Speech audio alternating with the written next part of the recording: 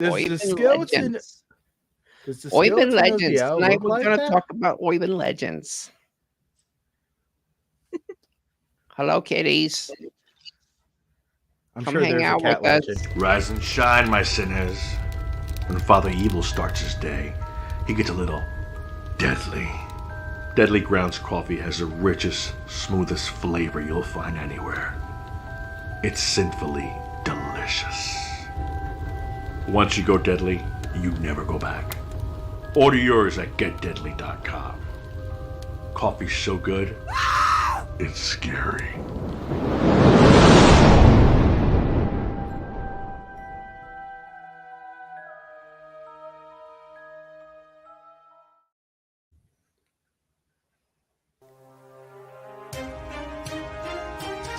The Dorkening and all affiliated shows are not intended for anyone under the age of 18.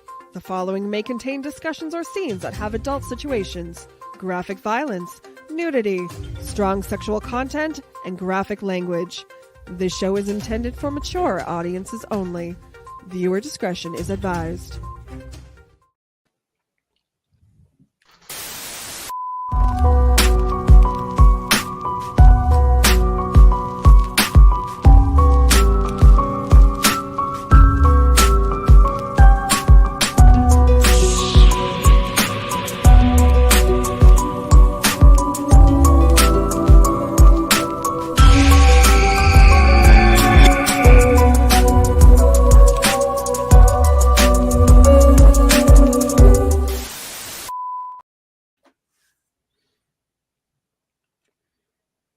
Well, good evening to everybody, and welcome to Legends by Night.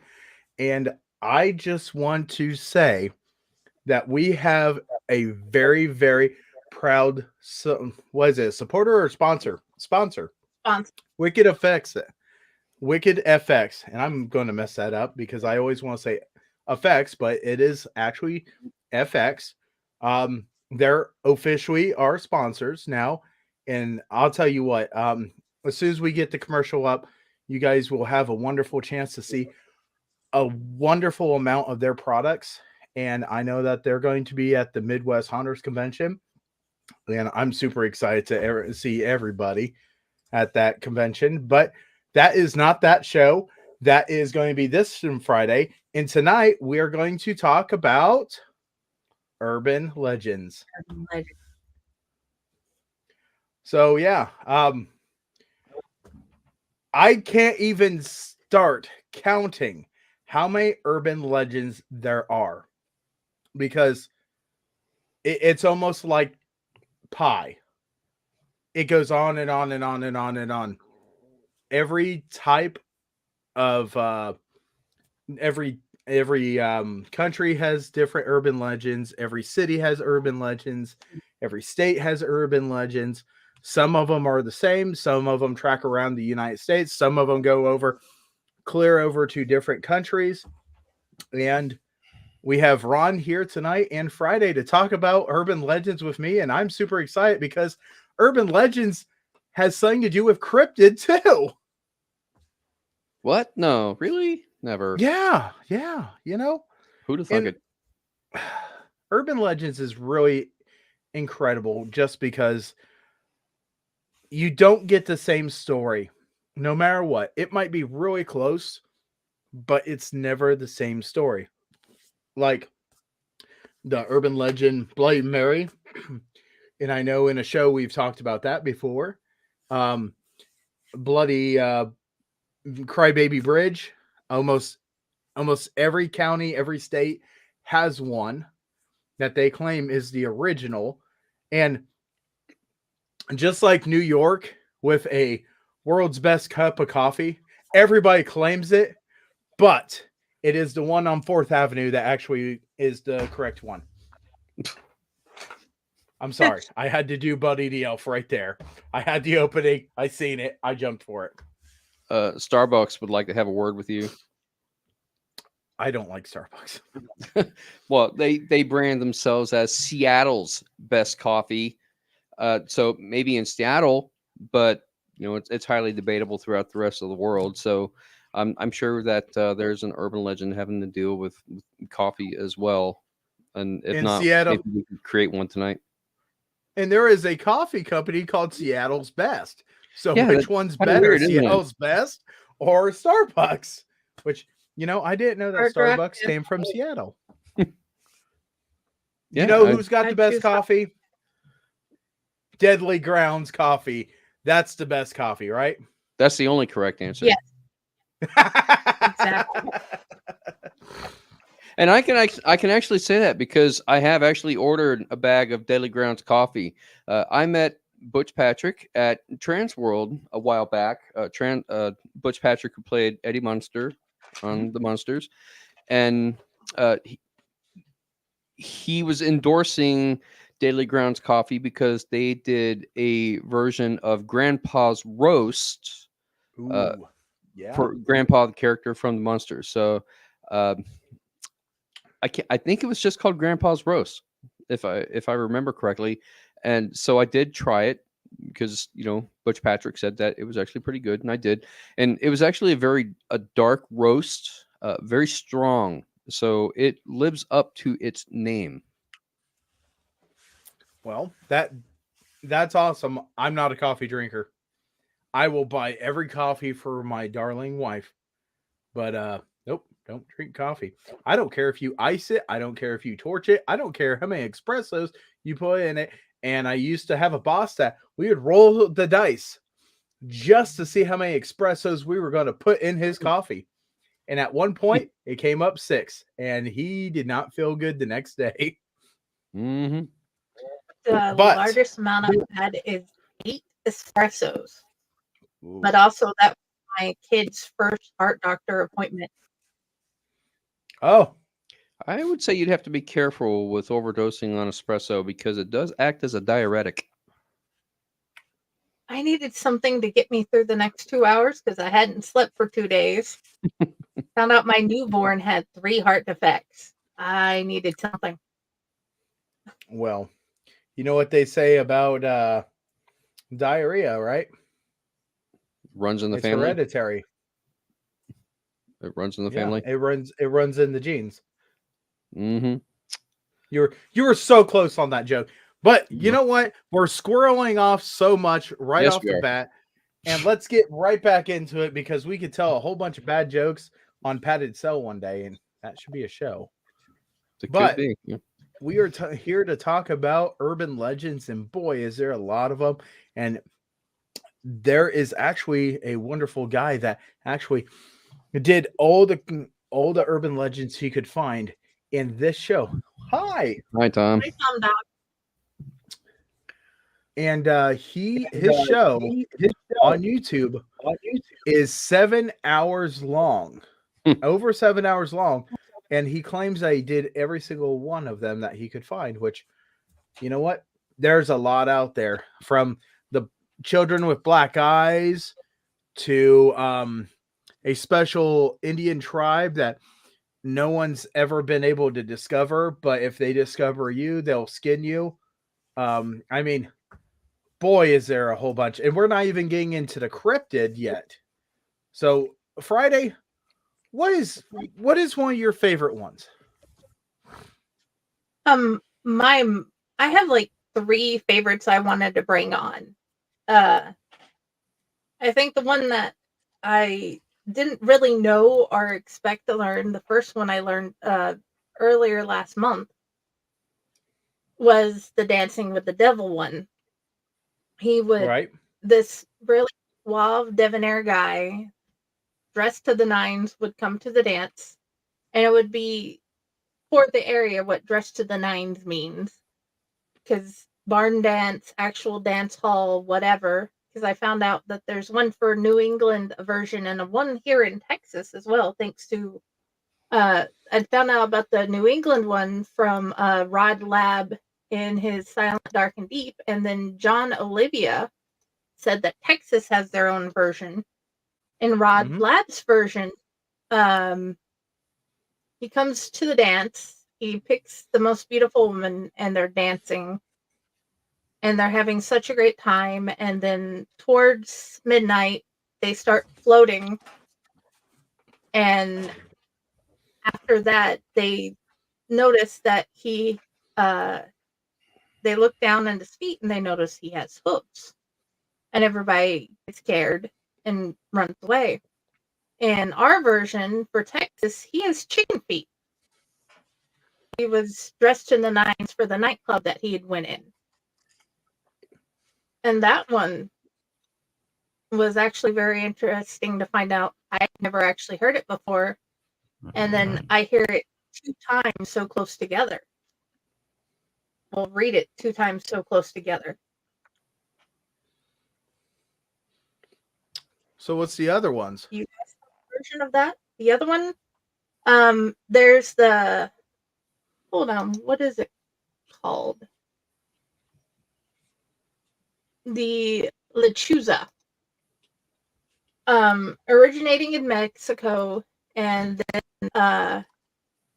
it said that she has come to Rosstown, Texas, and it's unclear of what happened. A drunk driver killed her and her kid, or she killed the kid, or whatever. But she's in death. After she had died, she turned into a witch owl. And I thought that was perfect because we're the Owlite Network. Right. And she starts terrorizing the people around the area. The lechuza, just a gargantuan bird. It's the biggest animal in the world, what they said. But she would lure people to their deaths, is the big thing. In this big gargantuan owl form, lure them to their death in different ways. And the last one was Martha's Cemetery. This one I thought was interesting. I'd known about it the whole time I was living in Huntsville. And there's the demons were right beside the cemetery. People said they've seen handprints on their vehicle, mysterious red lights, and a small child riding a tricycle up and down the road.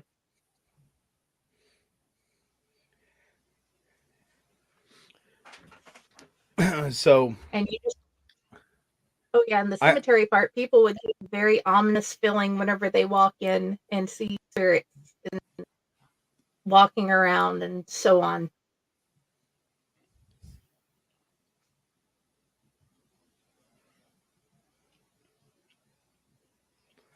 That's just the gist of the main thing. I'll tell you, I have never heard of this one you were talking about as Dancing with the Devil. I've never heard of that. When you were explaining this earlier, I was just thinking, I don't think that one ever came across any stories I've ever heard. And trust me, I love me some stories when it comes down to this stuff.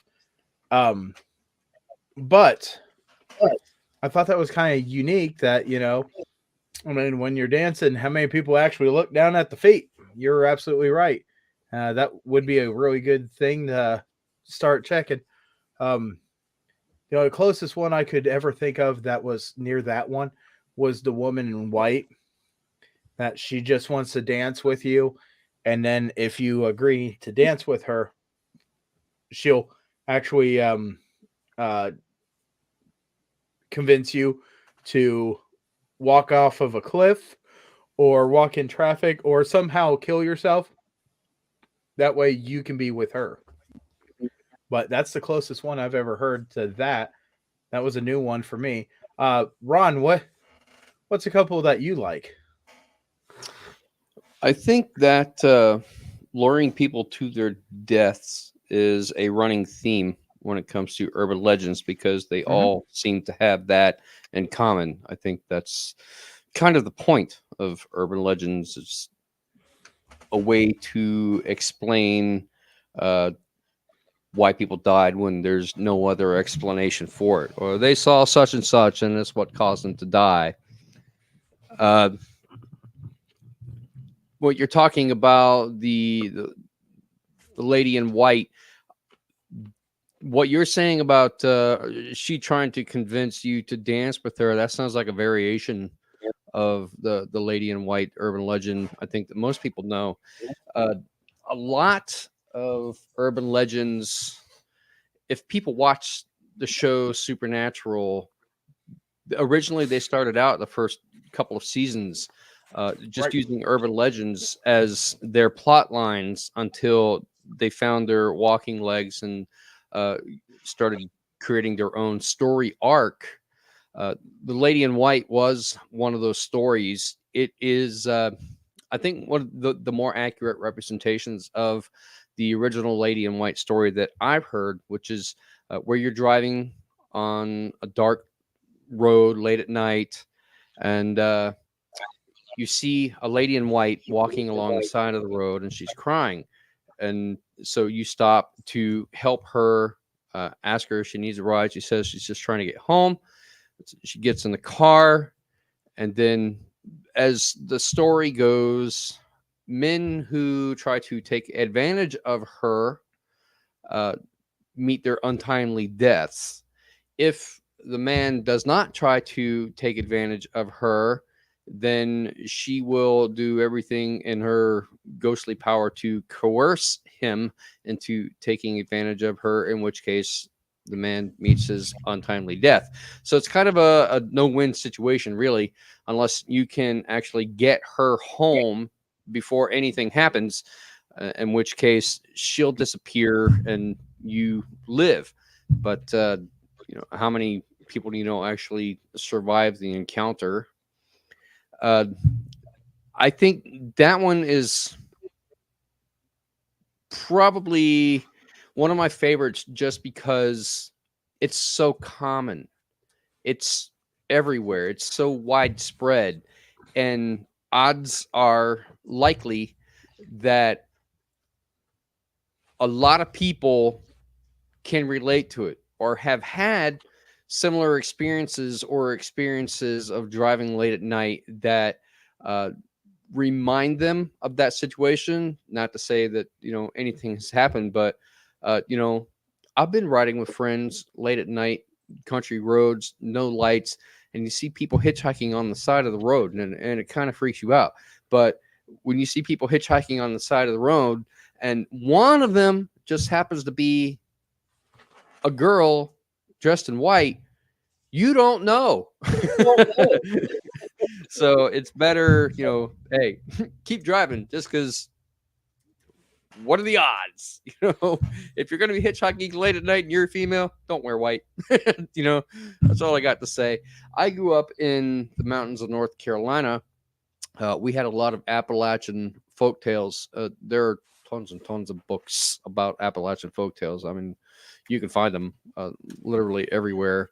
Another one that I remember from my childhood, which kind of creeped me out, was about a man who was walking along a railroad track and something happened and he ended up getting beheaded by a train. The Mako light in Wilmington. That's what that is. It could be anywhere in North Carolina because I think they all have a version of the story. Western North Carolina, they have it like around Cherokee, probably on the Tennessee border, because you did have a Western Railroad that ran from North Carolina over to Tennessee and Kentucky because of all of the coal mines in that area when they were running coal back and forth. So it's very probable something like that could have actually happened.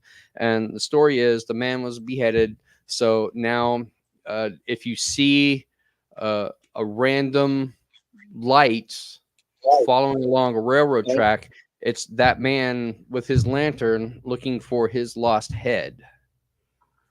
So, and that one kind of it's kind of creepy, but because I was a kid, grew up in the mountains of North Carolina, I always kind of wanted to see that phenomenon, see that light, just to say, hey, I saw it, but what would have happened if I had? Who knows? So, I mean, those are two that I recall, really. And, hi, Amina. Welcome. Glad to have you. Hello. You have favorites, Amina? I don't know if it's one that's really well known, but Who's Got My Golden Arm? That's a good one down here. Can you tell us about it? Chicken what? The story kind of goes, a guy and his wife were running a farm. She got injured. A whole bunch of people put in to get her a brand new arm. The one that she got was made out of pure gold. So she gets sick and she tells her husband, bury me, make sure that the arm goes with me, blah, blah, blah, blah, blah. He gets greedy. So she's buried without it. And then immediately starts haunting the house, going, who's got my golden arm? And literally like haunts this guy to death to get her arm back. And continues to wander and haunt the place looking for her arm. Because nobody knows what the husband did with it. So that's one that sticks out for me. Other than the Mako Light, because, I've walked the Mako Light, and, Raz has seen pictures of it, because I took pictures and sent it to him. So yeah, those two, the Mako Light, which is the beheaded train guy, and the Golden Arm are two of the big ones. I'm not familiar with the Golden Arm. I'm wondering if that's something similar to like the monkey paw, the urban legend about the monkey's paw.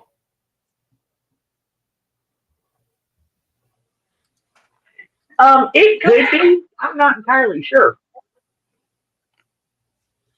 I'll have to look that one up.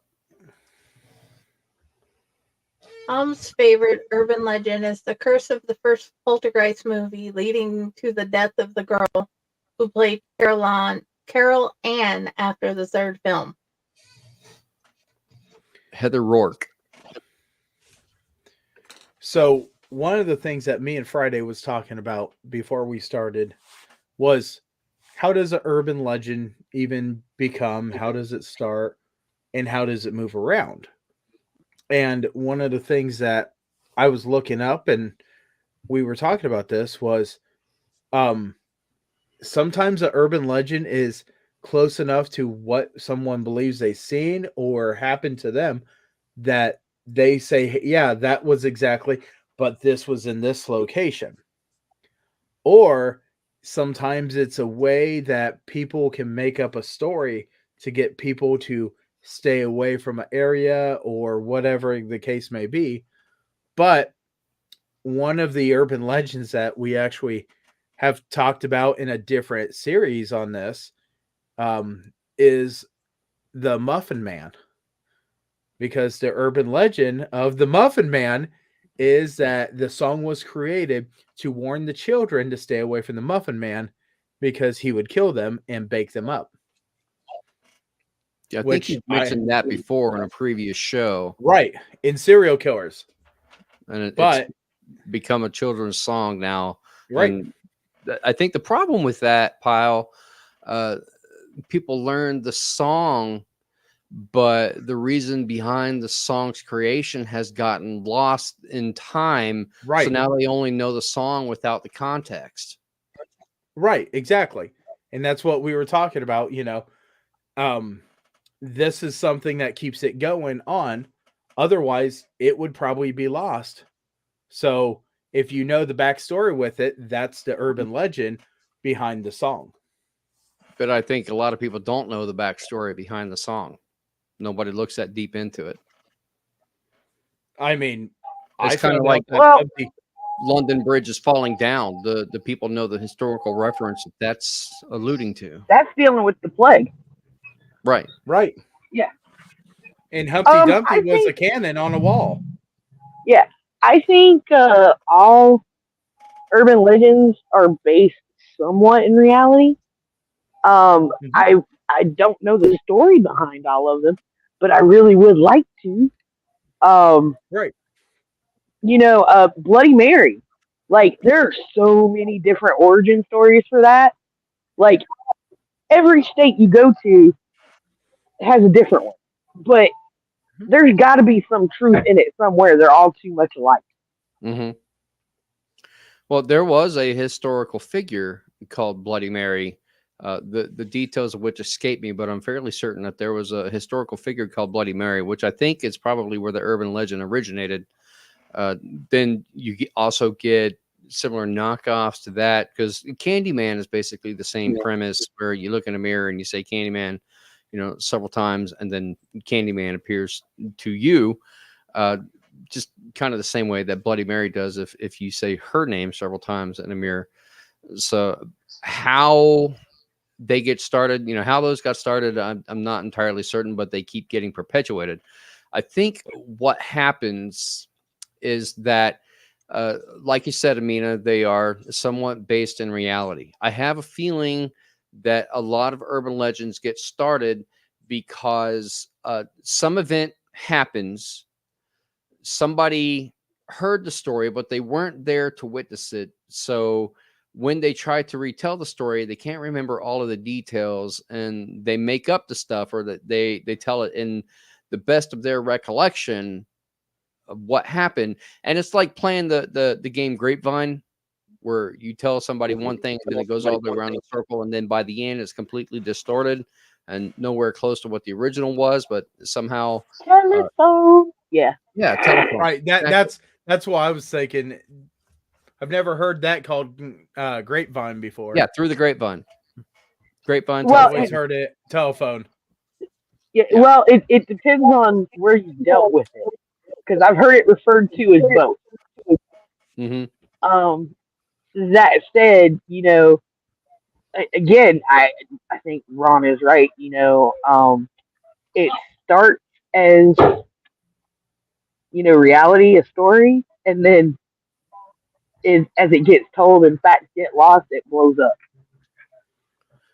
Well, this is what a lot of creepypastas are now. They're birthing their own urban legends. This is how Slender Man got started, and he has grown into its own phenomenon. Slender Man started as a creepypasta. It was just a short horror story that somebody wrote, and now there's movies about it, and it's its own urban legend. It's a thing. There's a urban legend talking about the ankle slasher, and I thought that was like the biggest laughable one. And it's a person, or it's a monster that goes and slashes your ankle, and it leaves you to the point that you can't get away. Well, the person story says that it's a person hiding under your car, slashing your ankle, and taking out your Achilles tendon, and then they'll steal your car. The monster says that it slashes your ankle so you can't run away, and then it drags you away, and if it gets tired, it'll drop you, and you can't get away because it's already got your ankles all messed up. Yeah, unfortunately, some like that are actually based in reality, because something like that probably did actually happen at some point. Somebody was hiding under somebody's car and slashed somebody's Achilles tendon and then stole the car. That is a very real possibility in some locations, in some cities, where that could actually happen. And you have to be vigilant with things like that. So something like that is the kind of thing where parents, they can't tell their kids this actually happened, because then it would scare the shit out of them. So they come up with a bedtime story, so to speak. You have to be careful or the monster will get you. But it doesn't give them the full details, but it teaches them vigilance. This is why kids check under their beds at night, so the monster won't grab their ankles and pull them under there, because that's something like that is based on reality. It's something very real that could actually happen. I mean, when I actually heard that today, they said that there was never any true documented forms to say anything about this, but this was back in the 70s and this and that. So they were worried about people from other countries coming over and taking advantage of people. And they made these stories up. And the person said, it got to the point that this story got so much popularity that the police department said, yes, take caution, but we don't have any proof that this has ever happened.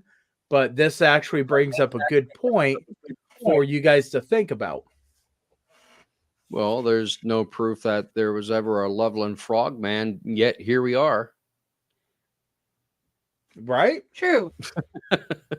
There's no proof. There's no proof that there's been a Mothman. There's never been proof that half of the things that we believe is a possibility has ever happened. Nobody's ever seen a chupacabra, yet it exists. Well, Texas hit one, and there's something that does not fall on the genetical code. So they have something, they just don't know what the heck they have. But that's for something else. When you go and you try bringing reality into every story, yes, there are bits and pieces with reality, and sometimes somebody just went to scare somebody. I mean, how many times have you went after what the heck's that thing called? We all go camping and we all go looking for a damn thing. Snipe hunting? The snipe. Anybody ever seen a snipe? Nope. I mean, that's the biggest thing. This is supposed to be something that doesn't kill people, but man, is it something incredible to see. And somebody goes jumping in the bush after the snipe. Well, you know, that's just one of those urban legends that does not try to kill you, thank goodness. I mean, if a snipe would try eating campers, that would be a little different. I think instead of the campers going after them, I think that the campers would stay away from the snipe. I don't think snipe hunting is, I mean, this is just my own opinion, but I don't think snipe hunting is, I don't think it's a cryptid in and of itself. Urban legend, possibly, because it has been around for a very long time and it has been widespread. So it has gained legend status. But the snipe itself does not exist. The snipe hunting is a form of hazing that older kids will play on younger kids. And if I had to guess, I'd say it probably largely originated, I would say, maybe Boy Scouts, groups of kids, or maybe summer camp, groups of kids that go camping on a regular basis. And it's the older kids playing a prank on younger kids. I wasn't trying to say that the snipe was a cryptid. That's just one of the stories that's kind of nice that you have a story that people still do to this day that doesn't try eating you. Jenny, you look like you're about to say something. What's that? My grandpa is the one, not the other kids. My grandpa is the one that brought that to my, played it on me to begin with. So. And I've done it to my kids. I just thought it was fun, and they just wanted something to do around the campfire, and it's like, okay. And then it, you know. Anyway, so the black-eyed children. How many states have you heard that have their own version of that? I'm not entirely certain if I've ever heard of it as an urban legend, but I know there was a movie called The Fog with about black-eyed children. They're in a school bus and they travel through a fog, which somehow mysteriously changes them. Their eyes turn black, and then they start killing all the adults in the town. Whereas here, our version is this gentleman is driving down the road and these two children flag him down. And they say they had forgot their money at their house, and they're wondering if he could give them the money to go see a film and give them a ride. And he looked at his watch. He told them that they wouldn't be able to get there in time if he did. And then they asked if they could at least get a ride to the movie theater. And he said, okay. And they said they're not allowed to get in unless he invites them in the vehicle. And this whole time he is filled with dread because the longer he's talking with them, he starts to notice their eyes. Mm-hmm. Both children have black eyes, black as coal. And round about the time they say that, he drives away in fear because that just sounds incredibly wrong. They have eyes as black as coal, and they can't come in unless they're invited. That's the local legend. So the one I heard around here was that they actually go to your door and they will take a can and they'll kick a can and it'll annoy you until you open the door. And then they'll ask for something and they'll wait for you to bring it to them. And then if you touch them while handing it to them, or invite them in, then they'll I'm understanding they make you disappear. I don't see how in the heck you gonna make this big guy disappear, but you know what? But yeah, it was But just that's 3 different versions. yeah. I mean, it's all the same basis. It's just different stuff in it. And that was always the wonderful thing about Children of urban the legends. Corn. Yeah, What's I think that? that's another variant. Right. It was always one of those interesting things that even though this story might have started here, somebody could have said, yeah, something like that happened, but it didn't happen just like that. It happened like this.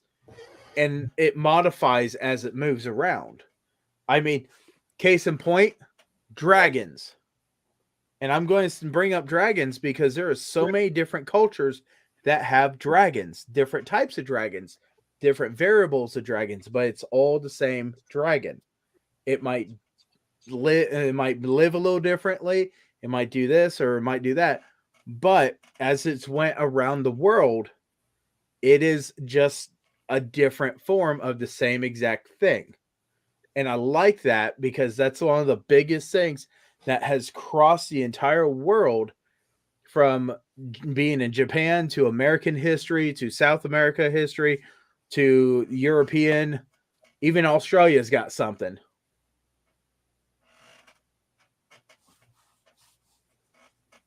Do you guys have that theater or house where the lady of the house was pushed down the stairs and killed, and she's not happy about it, and she's still there, and she roams the halls, and she haunts in the various different ways you haunt, and some people she just pushes down the stairs?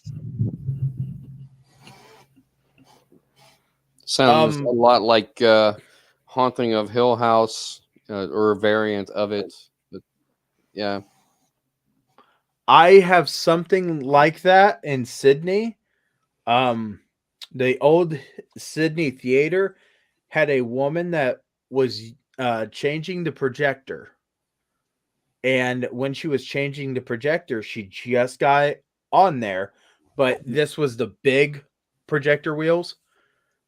When she went to go ahead and bring it down some steps, she dropped it and she fell down the steps, and no one figured out that she passed away until they cleaned up that evening.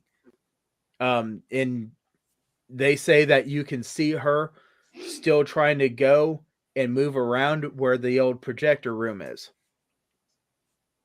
Ours is the center theater. Okay, as someone who used to work in a movie theater, I can tell you we all have that story.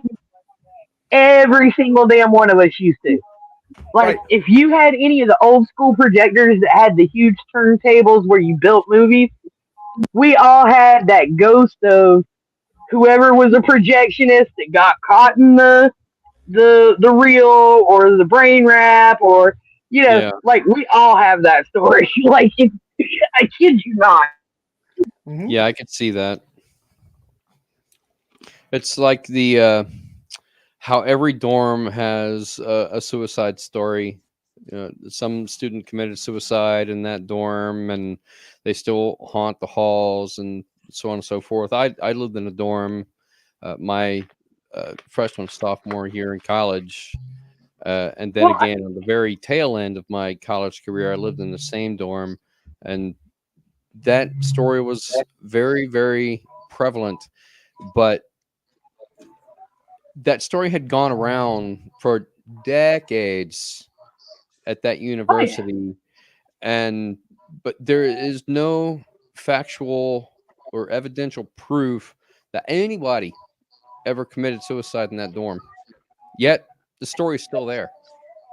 Like what was really funny. So, Raz is aware of this. We started working at the Carmike 12 in Fayetteville, and the story there was that there was this old dude projectionist. He was, putting together movies one night for open the next day.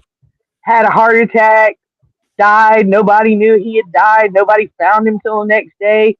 Blah blah blah. Well, Bobby got promoted, and Bobby went and took over a theater that was an hour and a half away. Um, I went with him. We get there, and the old GM's handing over the keys. Lo and behold, guess what, guys? The movie theater's haunted. There was a projectionist that died. I was like, really? So it just followed us? Okay. Every single one has this story. I kid Right. you not. And I think the funniest one that I heard, and this one was hilarious because literally when we got told this story, it was a brand new fucking movie theater. Yeah. Was Right there. somebody died in the concession area, and we're all sitting there going, really? How? It's brand Like, new. yeah, I haven't had time for people to brand die there yet. freaking new. That Like, it's or hilarious. it was built on Native American burial grounds. Uh-huh. Oh yeah. There's that one too. Yeah. Let's just go back to Tom's comment about poltergeist then. Yeah, right. And that's the thing, urban legends, 90% of them were created or brought into that location to explain something that someone thought that they seen or this and that. And that's how it moves around so wonderfully. Or, hey, I remember that bridge. It might be truly down the road 7 miles, but I think it's that bridge because you can't remember or someone just keeps on going with it. And I think that is one of the best things about urban legends, truly, is that they keep on moving around, and it doesn't matter who tells the story or this and that. It's going to change a little bit every time. That's where the Mandela effect comes into play that we've talked about before. Mandela effect only helps urban legends, only helps to support them and to spread them even farther because nobody can remember the actual story and the details, so they make shit up. Right. Friday, you look like you're about ready to pass out with excitement here. I was reading the Donkey Lady Bridge or Lady Donkey Bridge thing, and you'd brought up bridges, and I just thought it was so hilarious because I've heard so many things about bridges. I've never heard one like this. By the bridge there was houses, and one of them was a farmer. This lady kept making fun and teasing the donkey, and she was being weird and witchly and whatever, and just generally being a jerk. And they did the whole mob thing, and they went and they burned her house down because they were angry with her. And then she comes out, and her arms and her hands and her feet had been turned into hoofs, and her face had been turned into a donkey. And she ran and jumped off the bridge into the water to get the fire, basically put out the fire that she was covered in, and died. And that is like one of the most odd bridge urban legends I've ever heard. So what you're saying is she was taunting the donkey and being an ass, and the ass became her. Okay. It's funny you should mention that, Friday, because No Sleep Podcast just recently had a story about the donkey lady. It was in, I think, one of the last episodes, one of the most recent episodes of No Sleep Podcast. They did a story about that. I swear to God, I'm gonna have to start listening to this podcast because everybody talks about it, and I'm just like, okay.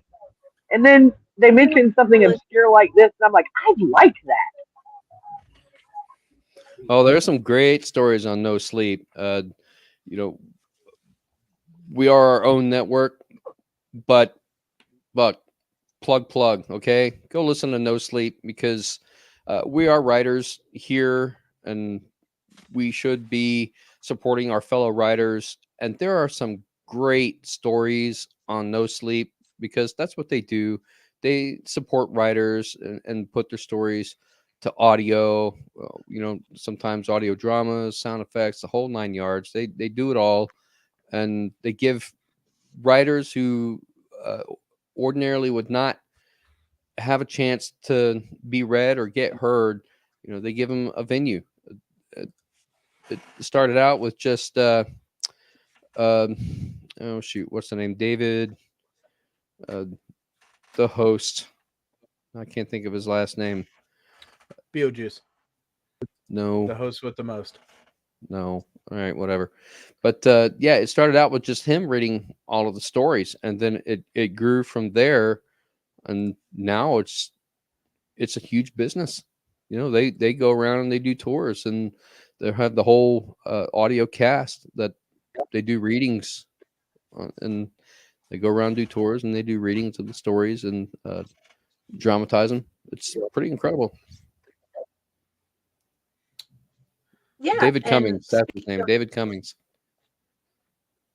Speaking of shouting out people, Weird House Publishing has a new book out, Silent, Dark, and Deep, and it has multiple urban legends actually worked into the story, and it shows one man's journey from a child to an adult, how those urban legends affected his life, and how one actually killed his friend. And it was a great story. It actually inspired me to cook random things from the story because I actually already knew how to make the recipes, and they sounded great. And it's just a fun story that draws you in. So yeah, urban legends, great story, grief, growing up, nummy sounding food, all types of stuff. So please go check out Silent, Dark, and Deep and anything else Weird House. Since we're talking, go ahead. I broke in. The dancing demon thing had started there, and then it just morphed into random looking through Texas urban legends. As you were saying, Ron? Since we're talking urban legend, I swear I'm going to make a point with this, but this is a good opportunity for me to plug my book, Urban Legend. Inside My Nightmares. And the reason why I'm plugging my book is because the very last story in the book is called Urban Legend. And it is about a man named Urban Driscoll. I won't go into details on the story because I'd like for you to buy the book and to read it yourself. But therein lies the point that I want to make. A lot of urban legends that we have may have possibly started precisely because of stories like this in my book, where someone reads a story that an author's brain concocted and put to paper and put out there for people to read. Someone read that story, and then later on, they were trying to tell that story to somebody else, but they could not remember the source material of where they read it, where they heard it, or why they even know that knowledge. And then it spreads outward, because it takes on a life of its own at that point. Like my creative writing instructor in high school used to say, the written word has a life of its own, and once you put it out there, you can no longer control it.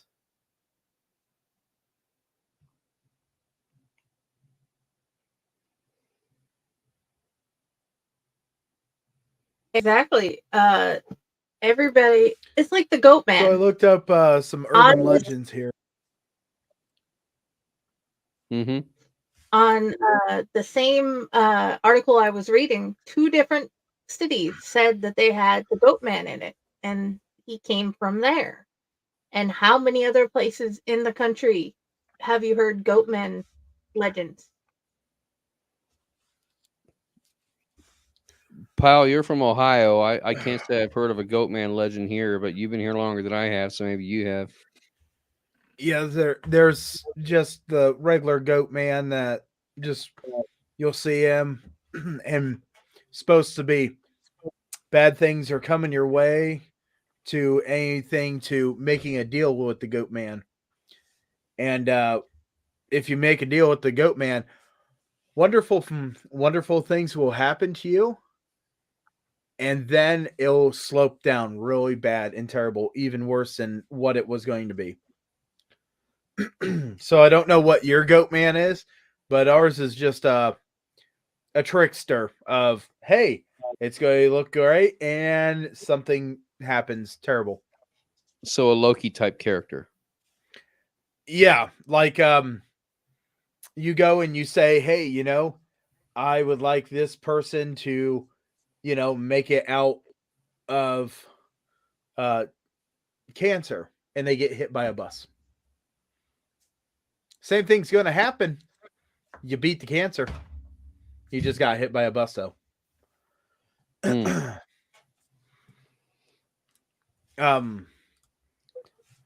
I mean, back to what Friday was talking about just a couple minutes ago. Sorry, I got distracted. You guys can hear I'm still at work. As far as urban legends, I've actually considered maybe writing a book that's like origin stories of the urban legends. But you know me, I think about it, but I don't jump. So, but I think that would be something to do as a writer because, again, we encounter these urban legends. How hard would it be to write an origin story for it? I think that's a worthwhile endeavor. I just think that it would be a monumental feat that is near impossible. The amount of research that it would take, and then never truly knowing how far back it's going to go, or never truly knowing whether or not you found the source material for it. So, unless you're thinking about concocting your own origin stories that may not necessarily have anything to do with the actual origin of it, it's just your take on it. That's a possibility, and essentially that's what prequel movies do. That I think that's how we came up with the Conjuring universe with Annabelle and the Nun and all of that.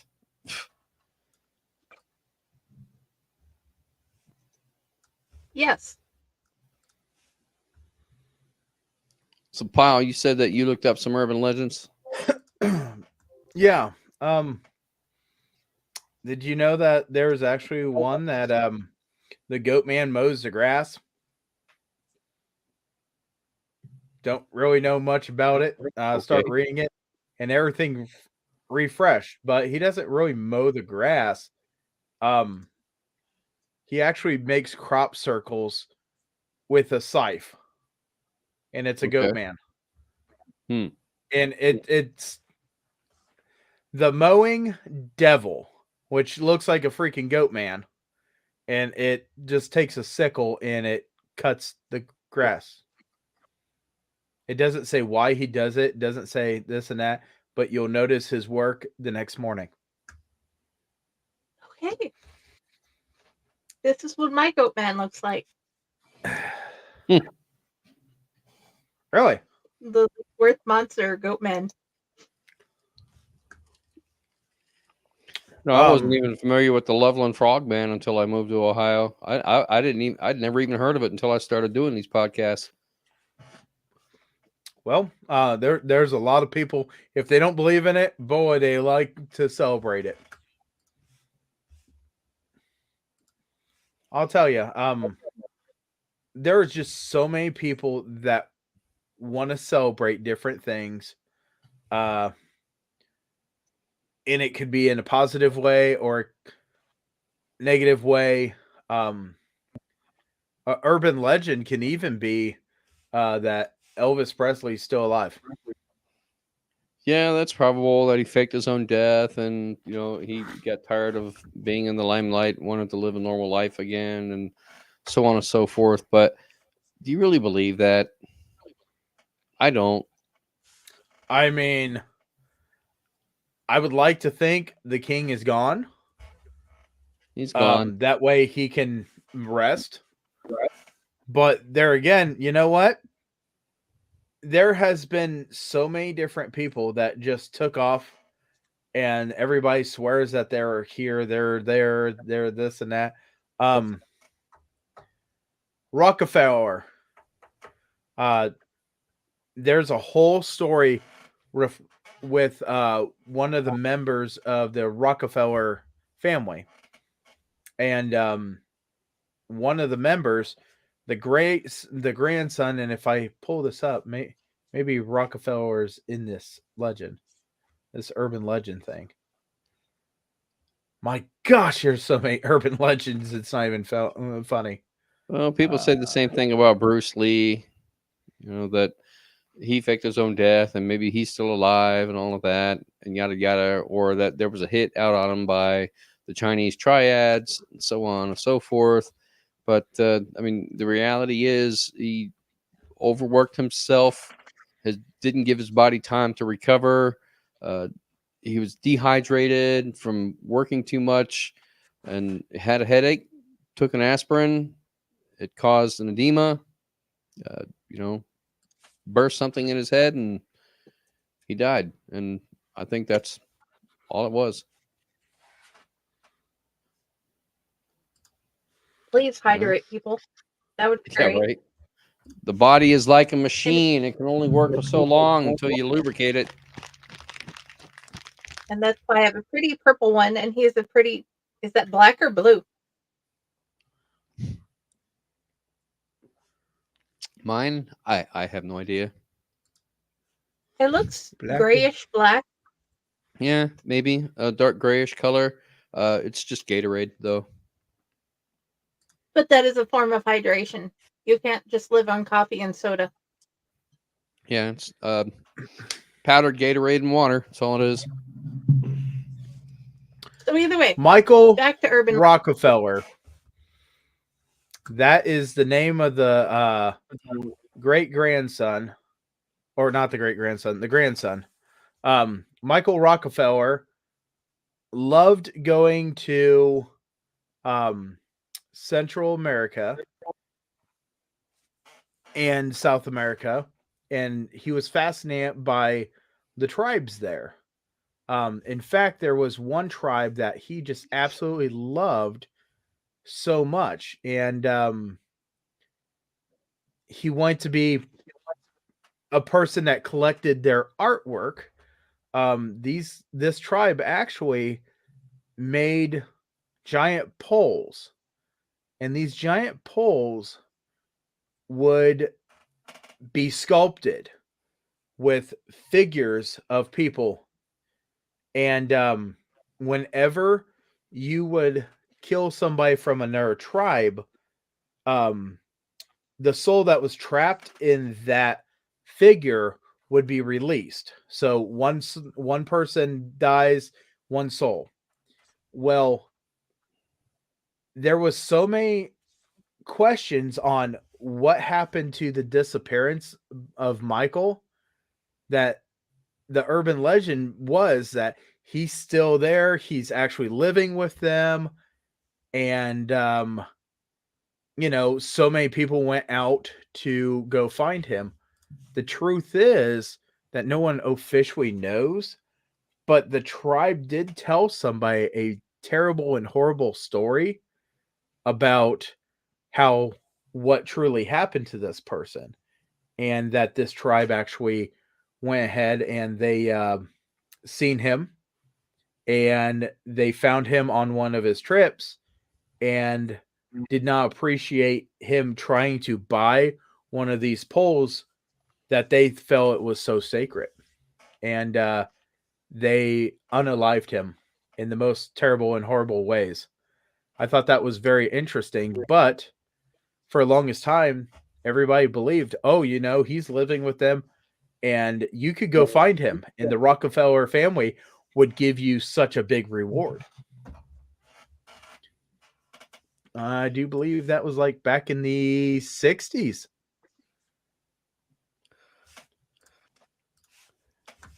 But we are an hour into this show. I do believe that we need to take a break here. Am I right about that, Friday? We got about 10 minutes, but yeah. And just what you were thinking. 2 seconds. Mm-hmm. This is what happens when you watch. Greetings and shabibans. We are the Retro Reductibus Cephala Podcast, a long-form bi-weekly show that celebrates all the things that made growing up awesome. Well, that sounds good, but I don't know what all those words mean. I think what Parasite Steve's trying to say is that on Retro Reductibus, we explore a range of retro goodness, from toys, video games, and movies, to cartoons, and even snacks and school lunches. Oh. And we do it all with a positive spin, a slew of killer guests, and some very adult language. And you know what else is cool? No. This crazy show is part of the Dorking Podcast Network with new episodes every Tentacle Tuesday. What's that? And if waiting 2 weeks for a new episode gives you a sad, know that we drop bonus episodes all the time, like the off-format Crow's Nest and an interview series we call The Brig. You can listen to Retro Reductibus on Apple Podcasts, Spotify, Stitcher, or any app that's cool enough to carry the only show that celebrates all the things that make growing up awesome.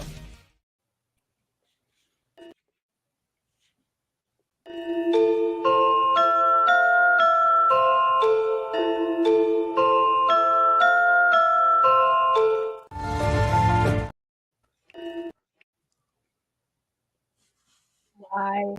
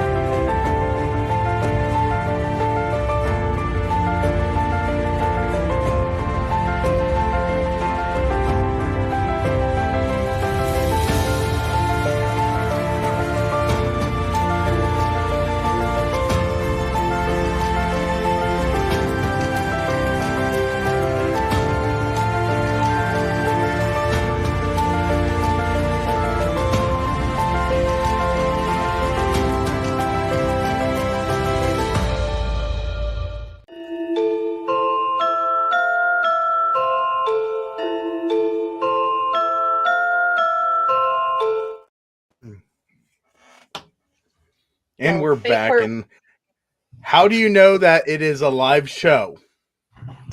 It's because the computer does not want to work with us, and it demands that we give it more hard drive space. Because we're not dead. So it's a live show. So I've been looking I forward to also- people all day.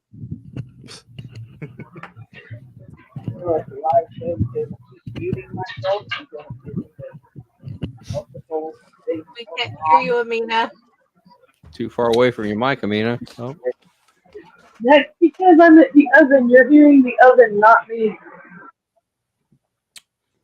Okay.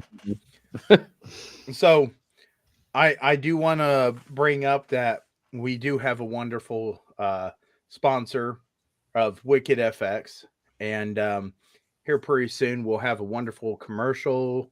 That way we can let the commercial show you guys all the wonderful things that you can find if you go on wickedfx.com and just check out anything from different Halloween and haunt items to at the bottom there, you can see the wonderful dragon eggs right there.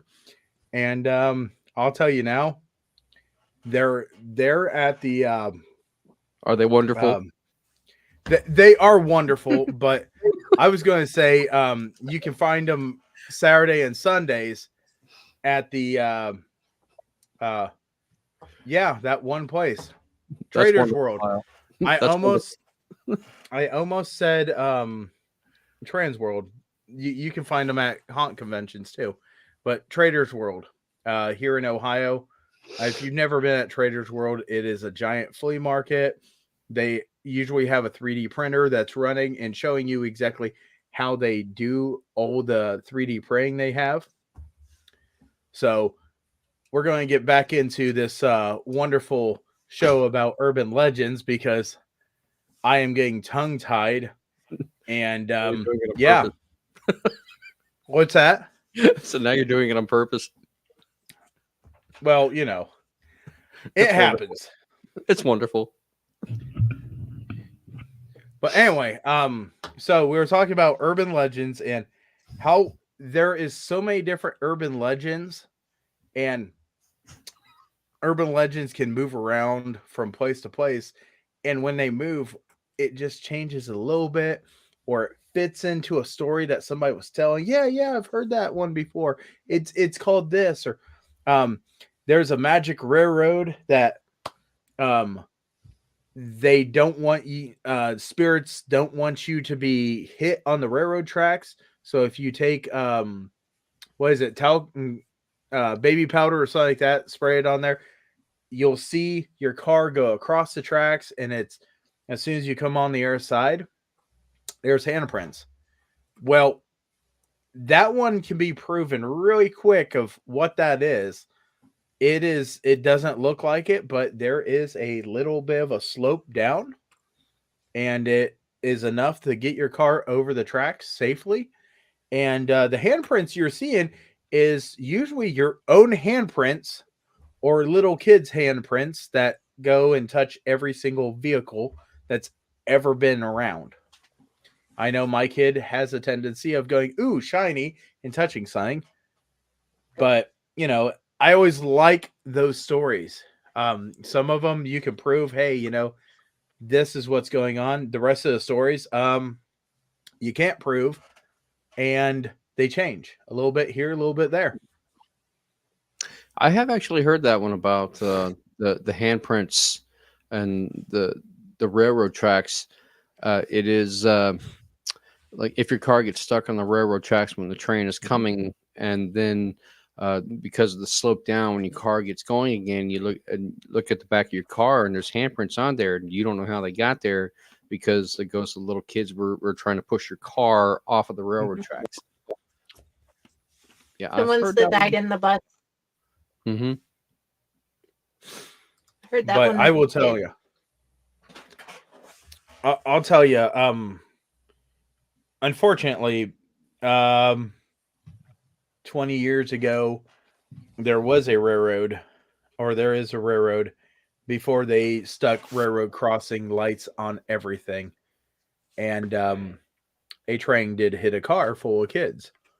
And it was a sad moment for this community here.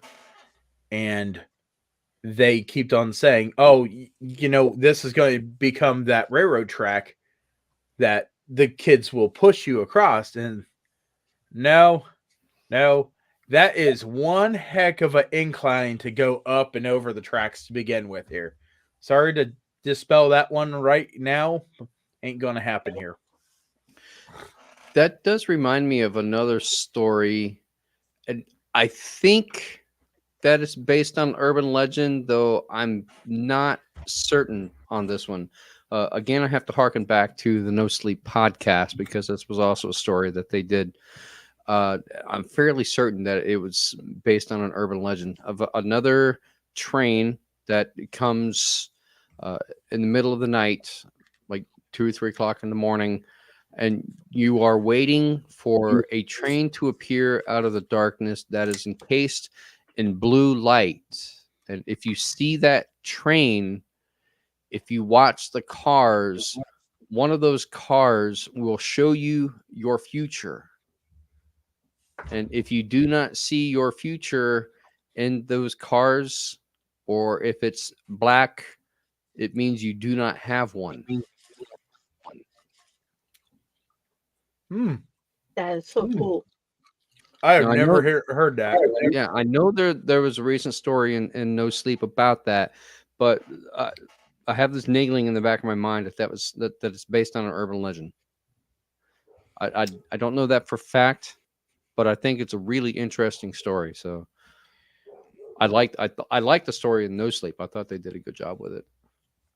I can remember scouts always talking about Twelwell Park, having a train car or a locomotive in one of the ponds in Twelwell Park in Sydney, and I started laughing my head off. Never could figure out how that came to be until found out that the railroad was actually years ago making a straight path into this trees and this and that. After the railroad was rerouted around the city took over that railroad area and made it into Twelwell Park, and there was no record of a derailment, but this was all happening around the same time of the Big Four Bridge legend. The Big Four Bridge was always a legend that everybody talked about. There was a mule and a man with a cart that was going on the Big Four Bridge. And the engineers from CSX would always claim that they seen this. No one's ever confirmed that a person that was constructing the Big Four Bridge, which just turned 100 years ago, or 100 years old last year, during the construction, there was a man that was with a cart with a donkey. Well, we come to find out 100 years ago, that is not what they were using to make that Big Four Bridge. So a man with a mule falling down through there was not really plausible with that. But it's still a legend. So we're talking about urban legends. So here's my shameless plug because Power is in. We're starting our own, or they might become urban legends. Who knows? Here in the next couple of weeks, all of us that are here on the Owlite Network, we have put in and we made a book called The Owlite Menagerie. And it is coming out here shortly. It's a bunch of short stories. They're horror induced. So who knows? Like, maybe some new urban legends will be born. We can talk about it, discuss later. But yeah, that's my slide in for the evening, because we're talking about urban legends. Release date isn't right? Is that right? Friday, May 24th. What's that? Say what? May 24th is the release May date for Owlite Menagerie. No, that's Fey Propaganda. Fey Propaganda is the 24th. Owlite Menagerie is the 4th. I was going to add it at the end of the show again. And I have been trying to put the ad everywhere. Well, when he slid Wicked FX in there, I was like, hey, watch this. I can do this. Well, they're literally our sponsors for real. So we put Wicked FX in. We actually do that to every show now. Yeah. And I mean, that's great.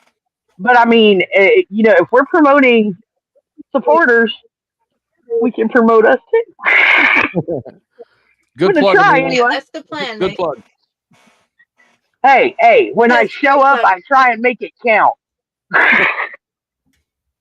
Appreciate that. Okay. Christy Jones said, urban legends are so fun, interesting, and I honestly think it builds character. I used to believe in everything I heard as true until proven untrue. And well, yeah.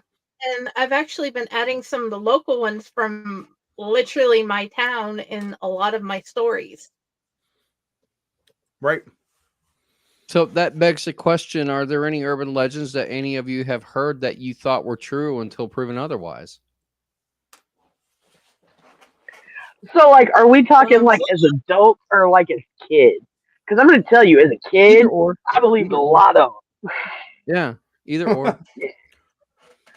Like, as a kid, I so totally believed the Hookman story. Like, I was scared to death of the Hookman. So, you know, like, then I got older and it was like, oh, they just told me that to scare me into being good. And, you know, I was like, oh, that's fake. And then I watched that episode of Supernatural and I was like, fuck these people. Because it scared me all over again because the premise that they use it for here is the same as on the show. It's kind of to scare you straight. So, like, yeah, no. I believed it when I was younger, and then I grew up, and then I was like, fuck this job. And then, you know, Supernatural did it, and I was like, oh, that's what I was afraid was going to happen to me. That's not cool. But yeah, I did. I believed that one until, you know, the first time I did something bad and I survived. I think I was like 12 or 13 when I was like, oh, so it's bullshit. Okay. So yeah, you know, there's a, dude, if you ever heard me and Raz talk about how I was brought up, it is amazing that I am still functional in some ways. It's funny that you would mention that. Christy Jones, her follow-up comment, she says, both as an adult and a kid, I believe Blair Witch. And as we all know, Blair Witch is like one of Raz's like his big thing. He's one of his most favorite things in the world is Blair Witch Project. So it's too bad Raz isn't here because you know, he'd probably be all about this comment right here. He's probably like, my Blair Witch senses are tingling. Right? Yeah. He'll jump on like the next 5 minutes or so, like, somebody call me. It's funny that Amina was talking about that, being scared as a kid. Recently, y'all did an Owlite Society episode where you were talking about campfire stories or camping tales, and I wasn't able to make that one. And it's weird because I have both a camping tale where me personally, I was scared shitless, and precisely for this reason of urban legend. So it all kinds of ties together. But had I been able to make that episode, I probably would have told the story then. Believe it or not, yours truly, this, you know, pristine, beautiful face here, I actually used to be a Boy Scout. I went through Cub Scouts, Weeblos, and became a Boy Scout. So at some point, I think when I was still a Cub Scout, I know I was in elementary school, so it had to be somewhere prior to the age of 13, 10 or 11, somewhere around there, I think. We did the whole Boy Scout Jamboree, so you get all of your pack troops together in one location, and of course the older kids are, you know, trying to prank the younger kids, and then we're all sitting around a campfire and telling ghost stories and things like that. And one of them, it's been so long I can't remember what the story was, but it was about you know, some animal or some creature or like some serial killer, whatever, was haunting the woods. And if you were out in the woods at night and you saw a pair of glowing eyes, that you had to be careful, you know, because it meant that he was lurking. So you try to act cool. You try to, like, nothing bothers you, nothing phases you. You don't want to show that you're scared or anything like that. Okay, so it's late at night. I'm in my tent. Everybody's asleep. It starts raining. Cats and frickin' dogs. It's coming down. But we're in a tent. We're okay. It's all good. But then I have to use the bathroom. Something fierce. Like I'm laying there and it's raining. I don't want to get out of my tent to go use the bathroom, but it just keeps getting worse and worse and worse until I have no choice. I have to get up and I have to go outside the tent to go take a leak. I did not want to leave the tent. So I just unzipped it and I stood outside and it's coming down. It's raining cats and dogs. I'm standing outside doing my business and my eyes are searching. I'm scanning those woods for any kind of pair of glowing eyes of anything. It don't matter what it is. I swear to God, I was scared shitless. I didn't know what was going to happen. So I was totally relieved when I relieved myself and I was able to get back in my tent and nothing happened. But for those brief moments when I was outside in the rain and the lightning having to do my business, I was looking in the woods for those eyes. Hungry eyes. Damn it, I'm gonna be thinking about that song all night. You're welcome. You're welcome. That's a true story, I swear to God. Friday, I know you got one here. So when I was really little, the one we had watched a bunch of different stories about ghost stories and urban legends and stuff. And the one that Ron brought up is one of my most favorites when I was a kid, because I honestly believed it. I was really little. And the one I heard was that there were children that died because the bus quit on the train tracks and they got hit by the train and died. And the little kids wouldn't want you to get ran over. So they would push your car over the train tracks. If you go up and you just turn off your car and you're sitting on the train tracks, they'll push you the rest of the way off. And even on that show that I saw it on, they showed the little handprints on the car because they went and tested it out. So as a kid, that was my favorite one, and it stuck with me. What about an urban legend that you heard, and then when you got older, you heard the truth, and it just made you think, what the heck? Because I've got one. My grandpa would always take me fishing, okay? And he would always sit there with me. And urban legends are beautiful about this. He told me, shh, you gotta be quiet or you'll scare away the fish and you won't catch nothing. And I know how stupid this sounds as an urban legend, but I found out years and years down the road working with a Ohio Division of Wildlife service officer. Them fish can't hear you. I was so pissed.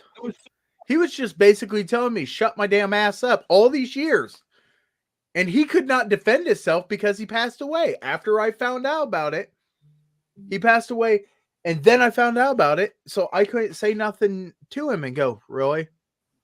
But yeah. How many times have y'all been fishing and somebody said, shh, you're going to scare away the fish? And you're like, oh, okay. Never. I'll be quiet. Never? I don't know, man. I thought that was pretty common. I've heard that before. I've heard that so many times. I go fishing now, and I know that, the fish cannot hear what you're saying or anything like that because the sound difference between air and water. Now, if you make a thud or you yell into the ground, it can make a vibration, but it's not going to be very collective on the fish actually hearing you. You can get a word in edgewise with the adults, because my dad and my uncle or his friend or whatever would be talking the whole time we're fishing. So nobody was quiet. You couldn't hear the kid. They couldn't hear the kids, but they'd be watching if we went too far in the woods or if we went too far in the water. And my grandmother had lost her a couple, like 2 or 3 fingers in the mill she was working at when she was younger. And so my cousins would tell me that the monster in the woods would eat my fingers too if I went too far in the woods. And when I got older, I found out there wasn't any monsters in the woods other than the regular things you'd find, like deer and whatever, in the Georgia woods. I don't know, Pyle. That's a good point because I never really thought about it until you just now mentioned it. But that's very true, and I think it has not so much an urban legend, but it has to do. You're right. The adults telling you shut your stupid ass up, and it's because I think a lot of people use fishing as a way to get back to nature and to find some peace and quiet where they don't have to be bothered by anything. And if you're constantly talking, it's not so much that you're scaring the fish, but you're annoying the shit out of them. So rather than, being rude and saying, hey, shut the fuck up, it's just like quiet or you'll scare the fish. So that'll get you to shut up. Tell somebody you shut up, they're not going to shut up. So that was my whole thing. I loved my grandpa, still do. Unfortunately, he's not here, but you know what? If he gets reception up there and he can watch this, let me just tell you, I know what you were thinking now. I refuse to this day to do anything such as Bloody Mary in the mirror, saying Candyman, the elevator game. I won't watch Ouija board, no matter what, because you never know. Yeah, I'm in agreement with Christy there because whether or not you believe in it, why tempt fate? Just, I mean, not to say that it's actually going to happen, but you're already putting negative energy out there, so it's got to go somewhere. Right. Something else bad could happen that's completely unrelated. So, butterfly effect. If we would ever go and make a whole show about these stories that we were told as a kid, and then we come to find the truth out in the reality, and I think that would be a fun show. Just absolutely looking at people and say, you know what? This was a story that I was told, and this is what the truth is behind it.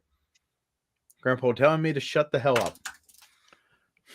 Yeah, I think that would be a fun show. Yeah. The problem is I'm way too damn old now to remember any of that shit. Well, we know a show he's not showing up for, but I wouldn't even know what stories to tell. I'd have to rack my brain for something like that. Don't make stupid faces because your face will lock that way, or right. I guess in my case it's true.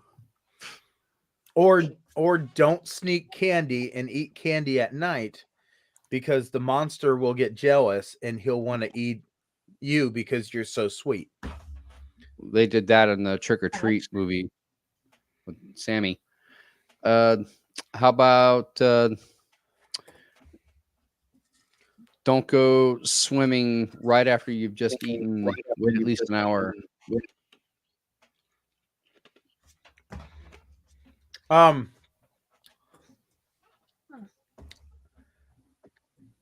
think there is something behind that, and it's just stomach cramp. Yeah. Well, they say you'll get stomach cramps, but a lot of it has to do with water pressure. You go deeper down, then yeah, that's probable.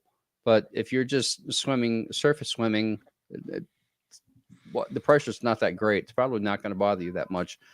The physical activity on a full stomach will, probably make you sick. But I was always told that was more of a little kid thing, like little kids that are just learning how to swim, and they don't have any floaties or anything like that. And all of a sudden that cramp gets them, or they're overworking themselves, and their body, kind of stops for a second and their brain loses track of what they're supposed to be doing, and you could drown. That's the way I was always explained. There is some truth behind that story. But for me, nah, I'm built like a tank. I sink like a rock too. I don't know. It's the only one I could think of based off your suggestion. I don't know. I was told some stupid stuff. Or if you're going to quit digging that damn hole, because one day you're going to dig to China. Dig all the way to China. Yeah. I always dig a hole now, and when somebody says, "Hey, yeah, no, that's starting to be a deep hole," I go, "I can smell the Chinese food from here." Well, I've heard people, if you're doing that, people will ask you, "Are you digging your own grave?" It's kind of like I don't need to make it deep. I need to make it wide, really wide. Well, He's a big boy. Don't sit in a wheelchair unless you actually need it, because then again, you're just tempting fate. Don't put somebody's glasses on your face. Oh wait, that one's true. It'll mess up your village and Vidget. That's true. I read Village there. Jesus Christ. The premise of the Village. Shyamalan created a whole urban legend to scare the villagers to stay in the borders, which is why it's one of my favorite movies. Really neat way to play on the urban legends idea. Yeah, I liked the Village as well. I'm glad that you brought that movie up, Christy.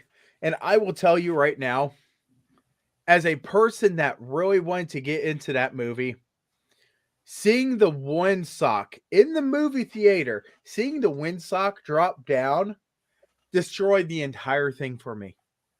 When it went out on actual video to DVD and stuff like that, they edited it. But I gotta see the first weekend that movie came out, and they almost had a total recall to fix that, because everybody pointed out there was a windsock and it just destroyed my entire thing. I thought there was a great concept until there was a windsock. I have no idea what you're talking about. Oh, dude, there was a windsock that dropped down off of the boom mic. And there was a section of it. And it was funny. Everybody in the theater just start losing it and pointing out this freaking boom mic with a giant windsock on it. And it destroyed the movie for me. Now you can't find a copy that has the windsock boom because it screwed up in the theater, and that was in the theater. And then they clipped it before they released it on DVD. I've never heard that before. Oh, yeah. Like in the Wapak, no kidding, in the Wapak movie theater, it was not packed full, but a decent amount of people. And we all sat there, we all watched it, and that boom mic just dropped down right beside one of the characters. And you could just see it, and it goes back up. And it came down to about, like, drop down, and then it went back up. Itself? Or just you can see the mic. Okay. No, you can see the mic and the sock that was on the mic. Huh. Interesting. And it's just like, well, that screwed it for me. Seriously. I mean, that was a whole thing that people remember seeing it in theaters, but they do not see it in the release on the DVD because they caught it. Well, that's like the child standing behind the curtain in 3 Men and a Baby. Right. I'm not sure they have a plausible explanation behind that. They said it was a cardboard cutout or some kid snuck on the screen, but I don't know what the true story is behind it, or if somebody's just making something up in order to try to explain it. Well, let me just tell you right now, the situation with that mic was not a ghost dropping it and going, oh, okay. You can clearly see this. I swear it went like that, and then it disappeared. And it was just enough. Everybody seen it. Everybody was like, oh my gosh. And everybody in that theater just start losing it because it pulled everybody out of that suspenseful moment. And That's it funny. happened during a suspenseful moment. The rest of the thing was just like, you kind of destroyed it for us. Yeah, look, here's a monster, and there's a person that's blind, and they can't see none of this. Good job. You That's had one funny. job to do, and you failed. Yeah. Well, I mean, that's funny that would actually happen with as many eyes would see that movie even before it's made into a theatrical release, and Right. nobody caught it. Right. And we all like, okay, so we went and we talked to other people, and other people were bringing up that freaking boom mic that dropped and then went back up. There was like numerous people that were seeing it. And then the next week, it was weird because no one was talking about seeing it, the boom mic. So it was like, you don't think that they screwed up, realized they screwed up, and sent every movie theater a new copy. I mean, this was before digital. This was, you got a disc. Yeah. So, maybe perhaps they made the mistake and they're like, ooh, we screwed up. We should fix this really quick before anybody posts that. And that was before everybody was posting stuff on the computers and this and that. I've never looked it up. Maybe it's in a Google thing. Yeah. You should try looking it up and see what you find out. That also goes back to what was it, Tom's earlier comment about Poltergeist, and one of the, I guess, urban legends or myths about that movie is that they used actual skeletons in that swimming pool scene. And believe it or not, that one's actually been verified. Yeah. They did use actual skeletons in that pool scene because they got them from the local medical college because they got them really cheap. And they were easy to get. So, a little bit of makeup and special effects and all of that. And they turn an ordinary lab skeleton into what you see in the swimming pool scene. So, yeah, they use actual skeletons for it. My favorite scene in that movie was the damn clown in the kids' room. Hated that thing. So there is a couple different things that pull up. Has anyone seen this movie in the theater? If you've seen it in the theater, you have possibly seen the boom mic that dropped down. But it was so fast that a lot of people didn't catch it back in 2004. But when it went and it showed up, it only showed up in the first week. And some movie theaters did not put yeah, here it is. Oh my gosh. It's like a lot, man. And I thought it was crazy for all these years. Try to post it if you can. I'd like to see it. I did not see it in the theater. My first time watching it was on DVD. Yeah, put it in the Legends group. Yeah. Well, let me see what I can do here. You know how my computer operates. It doesn't want to. It Because you have operates an at Apple the speed of computer, and Pyle. Yeah. I don't know how it works.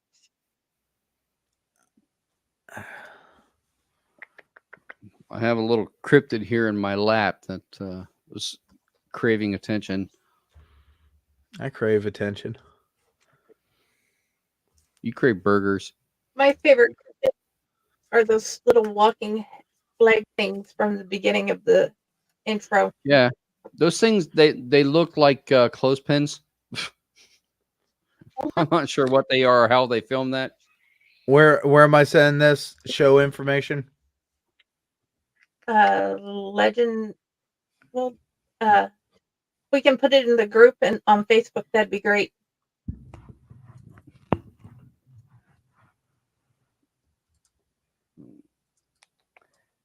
And I did send you an invite, Ron.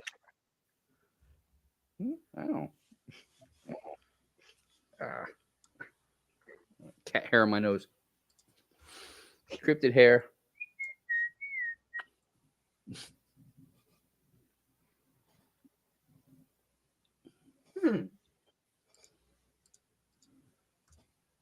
Have you actually ever looked up your local cryptids? No, Not really. because if I did that, I showed up. With a big pumpkin mask.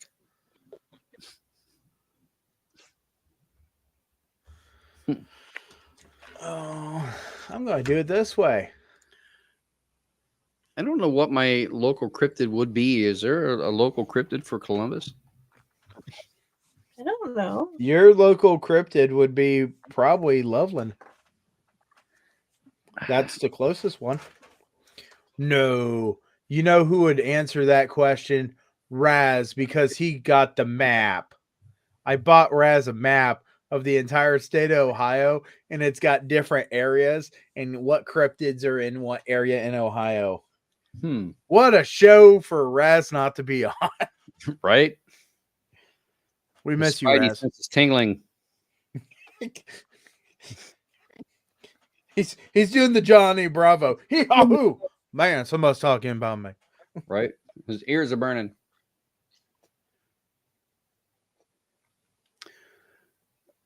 Urban legends. Urban Meyer, he was coach of OSU Buckeyes. He's a legend. Does that make him an urban legend?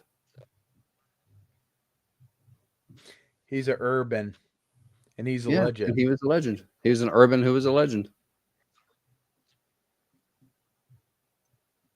But I'm ching. Never mind. Okay, fell flat. So, Christy, how about that next comment we can read? Moving right along. There's Bessie the Lake Monster. What's that? You have Bessie the Lake Monster. The Bessie the Ghost Lake- of Lake Furnace.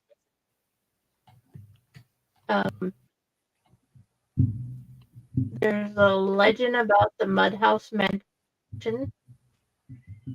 There's Not even a familiar. letter Not From- familiar with any of those. Circleville, Ohio. I'm not gonna believe whose name is on it. What about Circleville, Ohio? Attention, Mr. Ron. You're breaking up again.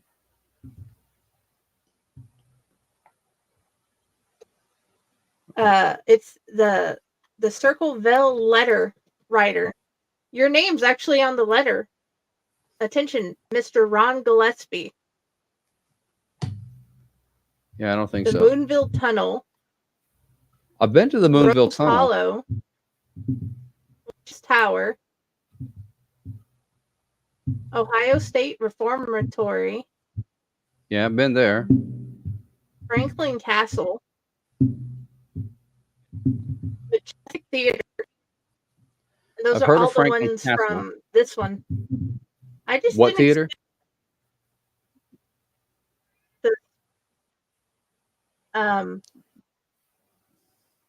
Majestic.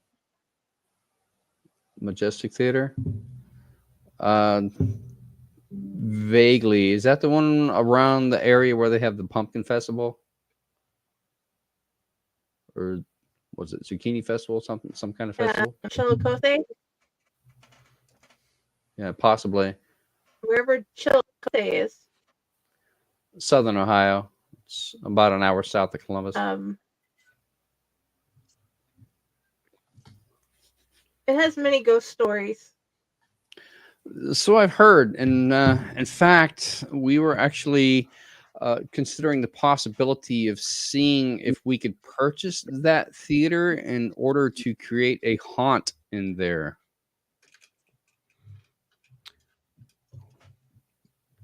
So I did send you 2 links and show information.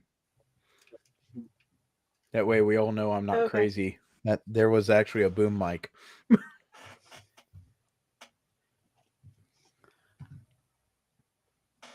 I want to create my own urban legend. I have a premise for it, but I need some help with some ideas. I can tell you now. Start at McDonald's and they have a grimace instead of a premise. That does not help. Okay, but I guess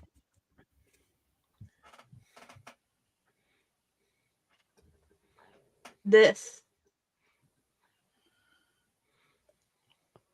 What does that say? Oh no, which one? It's on the screen. Route 3, Circleville, Ohio. Ron. Well, Miss. Yeah, but look at the Ron. name. They got my address wrong. Yeah, but I didn't expect to see your name. Yeah, that's from the Vindictive Writer that he wrote a bunch of nasty letters, and there are murder investigations still around those letters. I have actually read that before. And yes, I think you're right. There was a person involved. And ironically, we have the same name. But yeah, it wasn't me. That was before my time. I wasn't even born yet. Yeah. I'm fairly certain that was more than 50 years ago.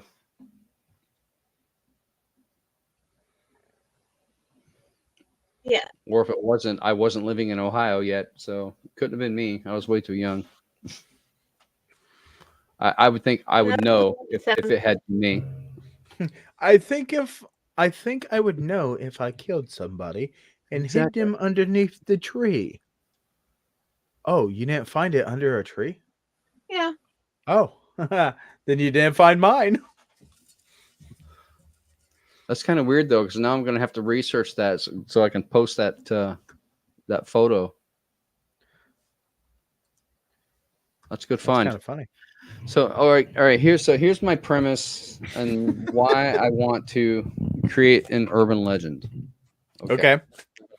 Like the Slender Man? Kind of, just not. But yeah. Different but the same. Or the same but different. Or Well, that completely different started- and not totally the same.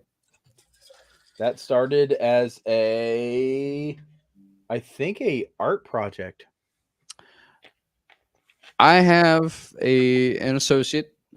I would call him a friend. We've chatted a lot, and I have met him. He goes by MC Snacks. He's a rapper. He's from Canada, and he does a lot of positive, good vibes type rap, and raps a bunch about, and you guessed it, snacks, food, and the joy of eating, and all those kind of things that make us happy. Okay. He recently had an album come out called Water Slides in Heaven, in which he has a track on it called The Pizza Ghoul. Okay. The Pizza Ghoul is a character that has appeared in a previous video where they did a backyard wrestling match. And now the Pizza Ghoul has returned in his latest video for the Pizza Ghoul. It's a giant slice of pizza with a very scary looking face. Okay. I want to write a series of vignettes about the Pizza Ghoul. Okay. And put them into a collection. And I want Snacks to help me with this. But I think that we can turn this into an urban legend. But I need a premise for why the Pizza Ghoul exists. What he do? What does he do? Why is he there? Why is he haunting us? Ooh, I got it. And he would haunt me. It was okay because I like pineapple on my pizza. Mm-hmm. I do too. That's all three of us then. I love pineapple on my pizza.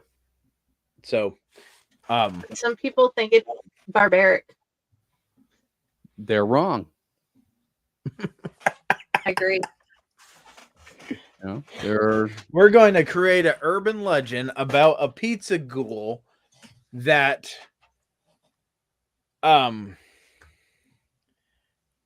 what I like this. I really do. This seems like something that we should really put some serious thought into of why this pizza ghoul even exists, why it would come after people. Is it because you worked at a pizza shop and pizza place and you did something to the pizza? Now it's seeking revenge for what you did to it. Maybe it doesn't like pineapple on pizza.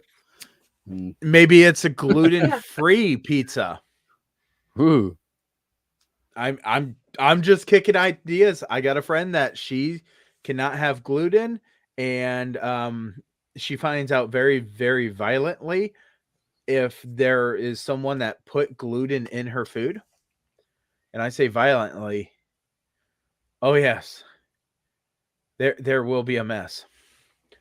But it's fine to brainstorm all of this, but of course, you know, whatever we come up with, credit still has to go back to Snacks on this, because ultimately it's absolutely. I just want to kick around a couple of good pizza ideas over a pizza pie.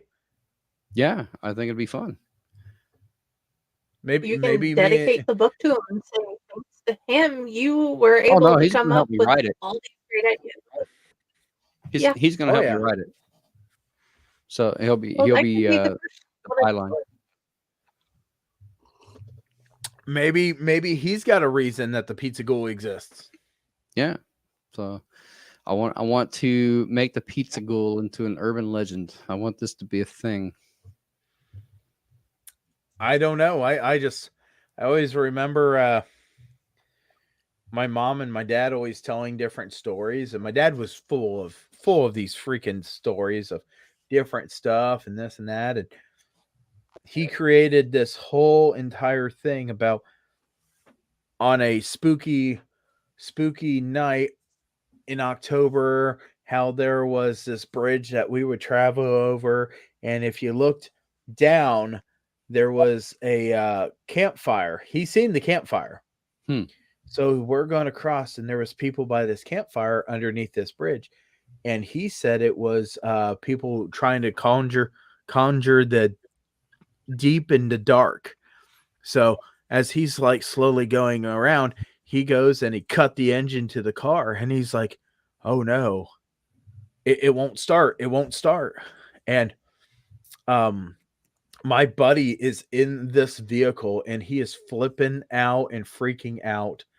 And here my dad is going, oh, I think they're climbing the bridge, knowing that the kids are down underneath, probably listening and laughing their asses off that dad is doing this above them. And he's like, oh gosh, I think that's one. And he took his arm and smacked the top of the roof. And dad and my buddy, he's like freaking out, panicking and this and that. And then dad finally started the car, and we jetted off. And he goes, oh, that was, you know, a quick, or that one right there, man, we almost died right there and this and that. So my buddy was like talking for years, talking about these guys that go under bridges in October, and they have a giant fire, and the fire smoke goes up over the bridge and captures and kills the car. And the people are supposed to go into the car and slaughter all people to give a sacrifice to this deep, dark monster. He said it for years. And then finally I told him, I was like, hey, you know, my dad was just screwing with you, right? And he goes, huh? So, you know, Raven 6, I'm sure she's going to have some friends. So when we go out in the creeper van sometime, maybe we'll do that. If we can get the same circumstances. But yeah, it just, for years that went on, and he told everybody, and he actually went out when we got our licenses, and he was like telling people, get in the car and we'll go find these people. No, never found him. Well, I mean, just something fun. If Jimmy's ever watching any of these podcasts, man, I hope like hell you remember all that.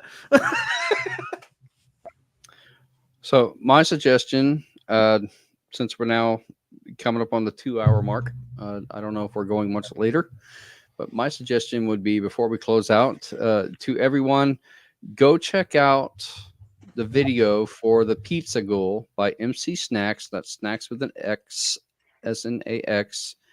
And let me know what you think of the video. And if you have any ideas on what the Pizza Ghoul is all about, and let's make this happen. Let's make this a thing.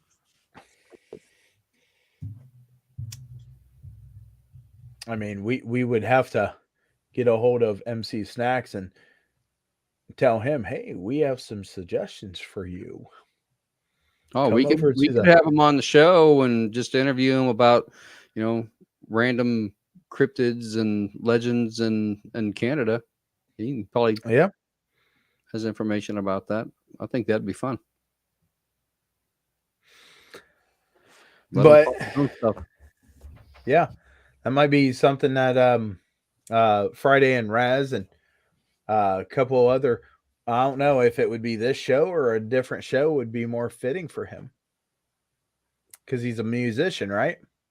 He's a rapper. Well, yeah, he's a musician too. He creates his own beats and stuff. Okay. I always remember one rapper. What's that? I shared it into the group. Cool. Because of the video. I always remember this one rapper's name off of a movie, and I always thought it was hilarious. And I went on Apple Music and come to realize 2 songs from that movie are actually in Apple Music. And it's horsedick.mpeg. Okay. You gotta watch the movie. It's called Miss March. Then you would absolutely love it. I mean, that is gotta be one of the most funniest movies that I've bought it on DVD, Blu-ray, and now digital because it is such a great movie. But it is not because the rapper, it's just because it is a pure comedy. And Hugh Hefner's in it too, by the way. Just say it, man. It's such a great movie. Name like horsedick.mpeg. I'm just not so sure I want that in my search history there, Pyle. I'm just saying, man. Watch Miss March. You will hear both of the songs. Oh boy. That he goes and he's a rapper. And it is just absolutely hilarious, this movie. And if you're in a coma, do not swing a baseball bat. Or if you got a friend that's in a coma, do not swing a baseball bat at them. They're not waking up from the coma like that. Or ever. I'm telling you, man. Ooh, maybe that should be one of the bad movies I suggest. Miss March. Now you got me curious. We will have to refill the will at some time.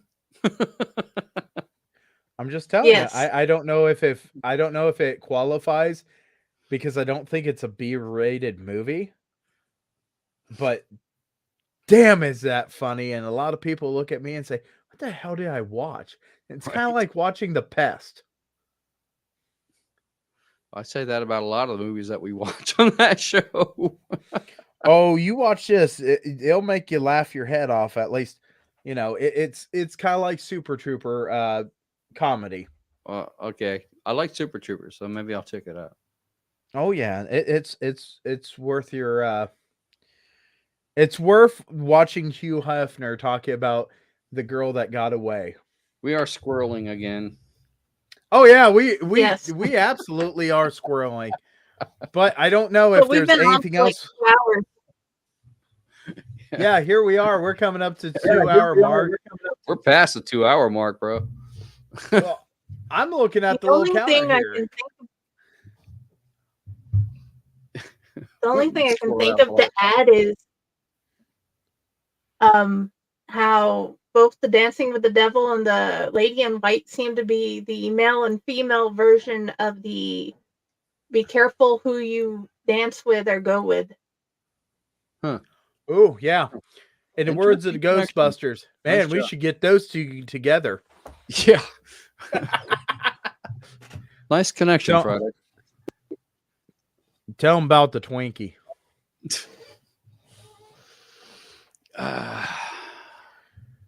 So I think we're about ready to wrap this up for this evening, and we all, I know myself, I'm very happy that some of you guys have jumped into this wonderful journey of urban legends, talking about different stuff, and squirreling out with us because we're notorious for doing that here on the Allight Network. And I am really glad that I have Ron and Friday here with us. So I'm just going to ask, Ron, where can we find your wonderful tan head? Probably roaming through the woods looking for that damn snipe. It's very elusive. I've been looking for that thing for about 40 years now. And it's just, I've gone all over the world looking for it. If somebody could just give me a description of what it looks like, it would probably make the search go so much faster and so much easier. I have no idea of what the hell does a snipe look like anyway. You know, Everybody has a different description of that damn thing. And that is so horrible because so in between my excursions of looking for the snipe, you can find me on Facebook under my author page, Ronald W Gillespie Jr. -author. Please check out my book. It's been out since February. I'm pretty proud of it. I'm already working on the next one, which I hope to have out by next February. I am also a professional martial artist by training. I am on TikTok under @WolfDojo. I make martial arts related content there, as Friday can now attest, as she's watched about 25 or so of my videos. And I've got this whole slew of likes. So yeah, if martial arts is your thing, if you're interested, check me out there. Otherwise, I'll be lurking around here on Allight Network. All right. And I like how he said he's going to be lurking. Okay, Friday. Hey, by the way, we could do something special for Friday. Friday, where can we find you? Me? I forgot there was that button. I'm sorry, Ron. Here. Ron, you want to do it again? Oh, God. Isn't he handsome? Okay. He looks like a little Pikachu. He's adorable. Pikachu. All right, Friday, go ahead. Okay. I'm here on the Allight Network. I pretend I'm Raz. I pretend I'm Mina. I pretend I am Carrie. I pretend I am Jason. I pretend I am an owl. And I pretend I'm a fairy. I am a green fairy. And you can find me at Fake Horror Publishing. You can find me on my pages, Friday with the Library and the Blue Box. And you can find me at my actual author page, Jennifer Elliott. And there I pretend to actually be me. So you are Absinthe? Isn't like that to how they think I described pretend like- Absinthe as the green fairy? Well, Yes, I'll tell you. that's how I'll it tell ya. started. If you're talking to somebody 90% of the time, if it's on the Allight Network, you're talking to Friday, and we are very excited to have Friday because she takes care of so much for us here on the Allight Network. And I'm just really grateful to have you do all the stuff that you do. So no one cares where you can find me. I do. Raz is not here this evening because he's probably at your mom's house eating pancakes. Right. But As you he can does. find me on the Allight Network and on many different shows. This Friday, I know where you can really find me. You can find me right here on the Allight Network for Chainer's Haunted Secrets. And I'm so excited because Vic is coming. Oh, yes, Vic. He is the owner of Blood Prison, and I can't wait because the guy is awesome to meet. So you guys all get to meet him. You can find me on Facebook, Pyle Hazard, and it's pretty much all we got this evening. We do have a new judging. I thought it was funny. There's a balloon that judges us now. Wow. Yeah. There. I mean, There's a reason you have to go back and watch our There you go. episode from yesterday. yeah. You know what? I will tell you right now, some of the episodes that we do, we show pictures, and just hearing the description when you can't watch the show because you're in the shower is very entertaining to listen. We really, really need to make ours into more descriptive stuff. So when I'm trying to get in the shower and listen to the show, I can understand what the heck we were talking about this balloon judging us. Was explained before if you heard it. They did explain about the movie. Okay, the episode yesterday, Allight Pictures was about Magenta Man Productions. They have 4 movies, and you can go to their YouTube channel and check out all of their trailers for these movies. And then go to the film schools, you can actually watch the movies. Well, Please go check them out and find out about their wonderful work. Well, I also want to point. What was that? And after we get done with this conversation, I need to tell 2 more things before we go off stream. Okay, real quick, I do want to point out if you miss one of our shows, you miss something, do not be afraid, even though some of the shows we want you to be afraid. You guys can go and look us up on our wonderful Allight Network that's on YouTube, and you can watch all the shows. You can go on Allight on Facebook and just look at the shows that we have. They don't disappear, and I'm really grateful because you know what? Sometimes you just miss a point of a show because you just had to have that popcorn, and that's perfectly fine because we want you to go back and watch them and see what you missed. Because you know what? I know a couple of shows I have to replay because there's a poop monster involved. And a lot of the humor comes back around again. We've done Urban Legends before on Legends by Night, so this is just a continuation of the previous show, albeit sans Raz, unfortunately, because I'm sure he would love to be here, especially talking about Urban Legends. But go watch all of the past episodes on YouTube and get caught up with all of us so that when we make stupid jokes and comments referring to earlier episodes, you'll be right there in the know with us. But like we said earlier, your mom's pancakes are so much better than our show. Mm-hmm. So that's where Raz is, at your mom's house. Yeah. Friday, you wanted to say it, and you wanted to say 2 more things that's very important. Okay, the first one is please like, subscribe, follow. That way you never miss a show. Number 2, we have 2 anthologies coming out. Friday, we'll have the release party the next day because we really, really have to do the Chainer's Haunted Secrets episode. We want to have this interview. So the release party will be on Saturday. But Buffet Propaganda is coming out the 24th. A whole bunch of fun face stories. Some will teach you lessons. some just have you wandering in woods trying to find your way to your aunt's house. And then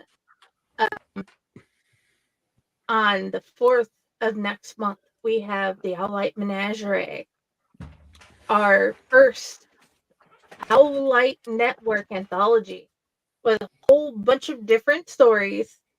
And it's all the proceeds for the first year goes to a charity. And I'm sorry, I forgot the name of the charity. It's Raz yesterday. We will have all the info up for that coming soon. And please check out both because Ron has a great story in both of them. I would like to think I have good stories in both as well.